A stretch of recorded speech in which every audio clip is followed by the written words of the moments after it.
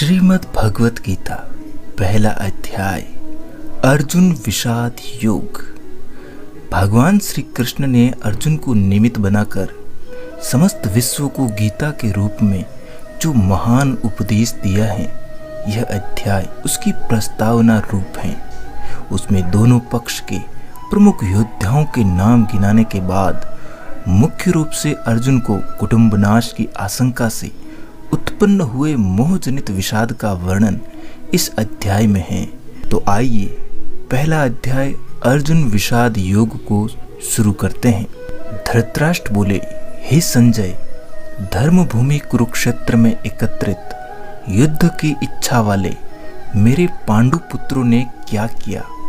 संजय बोले, उस समय राजा दुर्योधन ने व्यूह रचना युक्त पांडवों की सेना को देखकर और द्रोणाचार्य के पास जाकर यह वचन कहा, हे आचार्य, आपके बुद्धिमान शिष्य द्रुपद पुत्र धृष्टद्युम्न के द्वारा व्यवहार खड़ी की गई पांडु पुत्रों की इस बड़ी भारी सेना को देखिए। इस सेना में बड़े बड़े धनुषों वाले तथा युद्ध में भीम और अर्जुन के समान सूरवीर सात्विकी और विराट तथा महारथी राजा द्रुपद, धृष्टकेतु और चेकितान तथा बलवान काशीराज, पुरुजीत, कुंती भोज और मनुष्यों में श्रेष्ठ शैव्य पराक्रमी युधामन्यु और बलवान उत्तमोजा, सुभद्रा पुत्र अभिमन्यु और द्रौपदी के पांचों पुत्र, ये सभी महारथी हैं। हे ब्राह्मण श्रेष्ठ, अपने पक्ष में भी जो प्रधान हैं उनको आप समझ लीजिए। आपकी जानकारी के लिए मेरी सेना के जो सेनापति हैं उनको बतलाता हूँ। आप द्रोणाचार्य और पितामह भीष्म तथा कर्ण और संग्राम विजयी कृपाचार्य तथा वैसे ही अश्वत्थामा, विकर्ण और सोमदत्त का पुत्र भूरिश्रवा और भी मेरे लिए जीवन की आशा त्याग देने वाले बहुत से शूरवीर, अनेक प्रकार के अस्त्रों शस्त्रों से सुसज्जित और सब के सब युद्ध में चतुर हैं।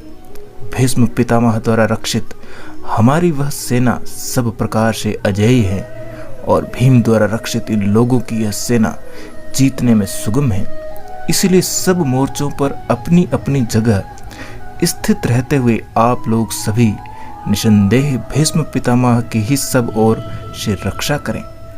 कौरवों में वृद्ध बड़े प्रतापी पितामह भीष्म ने उस दुर्योधन के हृदय में हर्ष उत्पन्न करते हुए उच्च स्वर से सिंह की दहाड़ के समान गरज कर शंख बजाया। इसके पश्चात शंख और नगारे तथा ढोल, मृदंग और नरसिंघे आदि बाजे एक साथ ही बज उठे। उनका वह शब्द बड़ा भयंकर हुआ। इसके अनंतर सफेद घोड़ों से युक्त उत्तम रथ में बैठे हुए श्री कृष्ण महाराज और अर्जुन ने भी अलौकिक शंख बजाए। श्री कृष्ण महाराज ने पांचजन्य नामक, अर्जुन ने देवदत्त नामक और भयानक कर्म वाले भीमसेन ने पौंड्र नामक महाशंख बजाया। कुंती पुत्र राजा युधिष्ठिर ने अनंत विजय नामक और नकुल तथा सहदेव ने सुघोष और मणिपुष्पक नामक शंख बजाए। श्रेष्ठ धनुष वाले काशीराज और महारथी शिखंडी और धृष्टद्युम्न तथा राजा विराट और अजय सात्विकी, राजा द्रुपद और द्रौपदी के पांचों पुत्र और बड़ी भुजा वाले सुभद्रा पुत्र अभिमन्यु, इन सभी ने हे राजन सब ओर से अलग अलग शंख बजाए और उस भयानक शब्द ने आकाश और पृथ्वी को भी गूंजाते हुए अर्थात धार्तराष्ट्रों के अर्थात आपके पक्ष वालों के हृदय विदीर्ण कर दिए। हे राजन, इसके बाद कपिध्वज अर्जुन ने मोर्चा बांधकर डटे हुए धृतराष्ट्र संबंधियों को देखकर उस शस्त्र चलाने की तैयारी के समय धनुष उठाकर ऋषिकेश श्री कृष्ण महाराज से यह वचन कहा, हे अच्युत, मेरे रथ को दोनों सेनाओं के बीच में खड़ा कीजिए और जब तक कि मैं युद्ध क्षेत्र में डटे हुए युद्ध के अभिलाषी इन विपक्षी योद्धाओं को भली प्रकार से देख न लूं, इस युद्ध रूपी व्यापार में मुझे किन किन के साथ युद्ध करना योग्य है, तब तक उसे खड़ा रखिए। दुर्बुद्धि दुर्योधन का युद्ध में हित चाहने वाले जो ये राजा लोग इस सेना में आए हैं, इन युद्ध करने वालों को मैं देखूंगा। संजय बोले, हे धृतराष्ट्र, अर्जुन द्वारा इस प्रकार कहे महाराज श्री कृष्ण ने दोनों सेनाओं के बीच में भीष्म और द्रोणाचार्य के सामने तथा संपूर्ण सेनाओं के सामने उत्तम रथ को खड़ा करके इस प्रकार कहा कि हे पार्थ, युद्ध के लिए जुटे इन कौरवों को देख।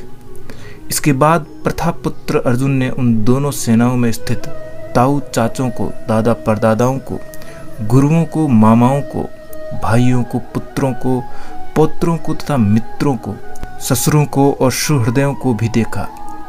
उन उपस्थित संपूर्ण बंधुओं को देखकर वे कुंती पुत्र अर्जुन अत्यंत करुणा से युक्त होकर शोक करते हुए यह वचन बोले। अर्जुन बोले, हे कृष्ण, युद्ध क्षेत्र में डटे हुए युद्ध के अभिलाषी इस स्वजन समुदाय को देखकर मेरे अंग शिथिल हुए जा रहे हैं और मुख सूखा जा रहा है तथा मेरे शरीर में कंप और रोमांच हो रहा है। हाथ से गांडीव धनुष गिर रहा है और त्वचा भी बहुत जल रही है तथा मेरा मन भ्रमित हो रहा है, इसलिए मैं खड़ा रहने को भी समर्थ नहीं हूँ। हे केशव, मैं इन लक्षणों को भी विपरीत देख रहा हूँ तथा युद्ध में स्वजन समुदाय को मारकर कल्याण भी नहीं देखता। हे कृष्ण, मैं न तो विजय चाहता हूँ और न राज्य तथा सुखों को भी नहीं चाहता। हे गोविंद, हमें ऐसे राज्य से क्या प्रयोजन अथवा ऐसे भोगों से और जीवन से भी क्या लाभ है। हमें जिनके लिए राज्य, भोग और सुखादि अभिष्ट हैं, वे ही ये सब धन और जीवन की आशा को त्याग कर युद्ध में खड़े हैं। गुरुजन, ताऊ, चाचे, लड़के और सभी प्रकार दादे, मामे, ससुर, पौत्र, साले और तथा और भी संबंधी लोग हैं। हे मधुसूदन, मुझे मारने पर भी अथवा तीनों लोगों के राज्य के लिए भी मैं इन सबको मारना नहीं चाहता। फिर पृथ्वी के लिए तो कहना ही क्या। हे जनार्दन, धृतराष्ट्र के पुत्रों को मारकर हमें क्या प्रसन्नता होगी। इन आतताइयों को मारकर तो हमें पाप ही लगेगा। अतएव हे माधव, अपने ही बांधव धृतराष्ट्रों के पुत्रों को मारने के लिए हम योग्य नहीं हैं, क्योंकि अपने ही कुटुंब को मारकर हम कैसे सुखी होंगे। यद्यपि लोभ से भ्रष्टचित्त हुए ये लोग कुल के नाश से उत्पन्न दोष को और मित्रों से विरोध करने में पाप को नहीं देखते, तो भी हे जनार्दन, कुल के नाश से उत्पन्न दोष को जानने वाले हम लोगों को इस पाप से हटने के लिए क्यों नहीं विचार करना चाहिए। कुल के नाश से सनातन कुल धर्म नष्ट हो जाते हैं। धर्म के नाश हो जाने पर संपूर्ण कुल में पाप भी बहुत फैल जाता है। हे कृष्ण, पाप के अधिक बढ़ जाने से कुल की स्त्रियां अत्यंत दूषित हो जाती हैं, और हे वार्ष्णेय, स्त्रियों के दूषित हो जाने पर वर्ण संकर उत्पन्न होता है। वर्ण संकर कुल घातियों को और कुल को नरक में ले जाने के लिए ही होता है। लुप्त हुई पिंड और जल की क्रिया वाले अर्थात श्राद्ध और तर्पण से वंचित इनके पितर लोग भी अधोगति को प्राप्त होते हैं। इन वर्ण संकर कारक दोषों से कुल घातियों के सनातन कुल धर्म और जाति धर्म नष्ट हो जाते हैं। हे जनार्दन, जिनका कुल धर्म नष्ट हो गया है, ऐसे मनुष्यों का अनिश्चित काल तक नरक में वास होता है, ऐसा हम सुनते आए हैं। हम लोग बुद्धिमान होकर भी महान पाप करने को तैयार हो गए हैं और राज्य और सुख के लोभ से स्वजनों को मारने के लिए उद्यत हो गए हैं। यदि मुझ शस्त्र रहित को सामना न करने वाले शस्त्र हाथ में लिए हुए धृतराष्ट्र के पुत्र रण में मार डाले, तो वह मारना भी मेरे लिए अधिक कल्याणकारक होगा। संजय बोले, रणभूमि में शोक से उद्विग्न मन वाले अर्जुन इस प्रकार कहकर बाण सहित धनुष को त्याग कर रथ के पिछले भाग में बैठ गए। इस प्रकार उपनिषद, ब्रह्म विद्या तथा योग शास्त्र रूप श्रीमद् भगवद गीता के श्री कृष्ण अर्जुन संवाद में अर्जुन विषाद योग नामक प्रथम अध्याय संपूर्ण हुआ। मिलते हैं गीता के दूसरे अध्याय में। जय श्री कृष्ण।